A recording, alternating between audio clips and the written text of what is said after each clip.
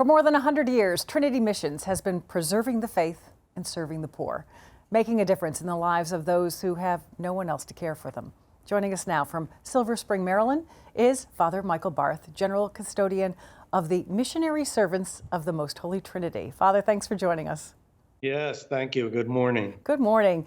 I want you to well, first of all, congratulations on Trinity Missions just celebrating their centennial, 100 years.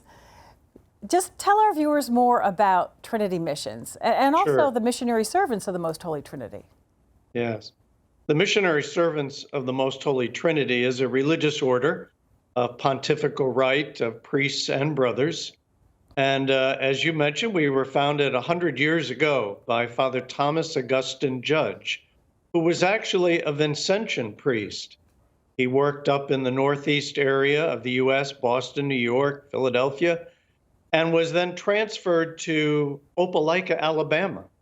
And there he looked at all the needs, particularly around the faithful, and invited lay volunteers to come and join him, men and women. And that was the very beginnings of two religious communities, priests and brothers and sisters. And what the main, I guess, the main mission then was to go, there were Catholics, but to preserve the faith. Yes. These Catholics weren't really practicing anymore, to really, they felt, what, as you say, spiritually abandoned. Yes. Tell me about the mission. Yes. Of course, at that time, 100 years ago in the rural South, Catholics were a distinct minority, and there was a very strong anti-Catholic sentiment. So Father Judge, again, wanting to re-enliven and strengthen the faith of the few Catholics there were, and to build the church, invited these laymen and women. They began by opening schools, by reaching out to the children who were serving in the mills or their parents in the mills.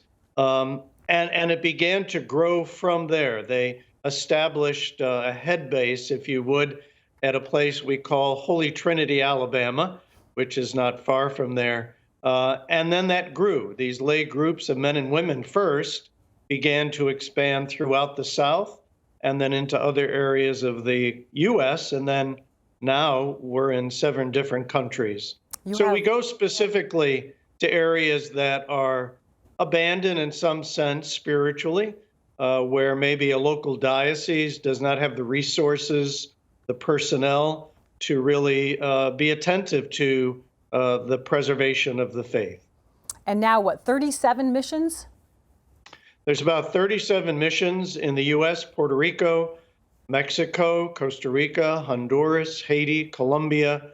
So we're spread geographically quite a bit. And I'd like to think doing amazing things for the spiritually poor and the materially poor and abandoned in all of those areas. Yeah, let's talk about some of the things that the missions are doing. Yes, helping people with their faith, but also you're working with some of the poorest of the poor, helping them with what they need. Tell us more about that. That's right. Well, in the U.S. in particular, we go to what would be considered mission dioceses still. Alabama, Georgia, Mississippi, Southern California, Arizona, Indian reservations, among even urban areas. So trying to address the concrete material needs through medical clinics, through food security programs, empowerment programs.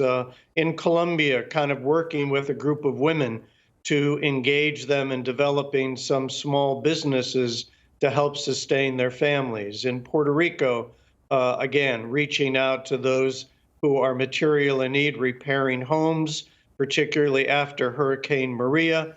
So it differs from location to location, but generally it addresses certainly the spiritual needs, the sacramental needs of people, and then to those material needs like medicine, clothing, food, shelter.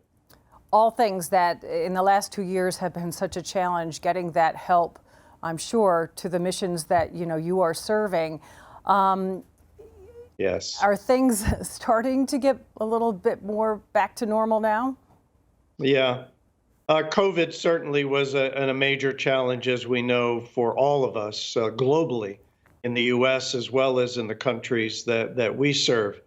Unlike the U.S., where there is at least some safety net that the government provided, in many of the other countries, where we serve, those things do not exist. And so people became extremely dependent on us and our priests and brothers for some of those basic needs, like food and shelter and clothing. On top of that, the whole movement of immigrants, not just into the United States, but even in many of the other countries we serve, like Colombia, there's a huge immigration of Venezuelans. So this reality is global, and we try to address that as we can. But COVID definitely set many communities back, and particularly poor and underserved or underdeveloped countries and communities in the U.S. and outside the U.S. Yeah, and the help is always needed. If anybody goes to your website, which I encourage them to do, they can contribute to any of your ministries. You can choose. What I like is you can choose something. You want to help with education. You want to help with medical care. You want to help with the seminarians who are, That's right. They can go to your website and find out where to donate, right?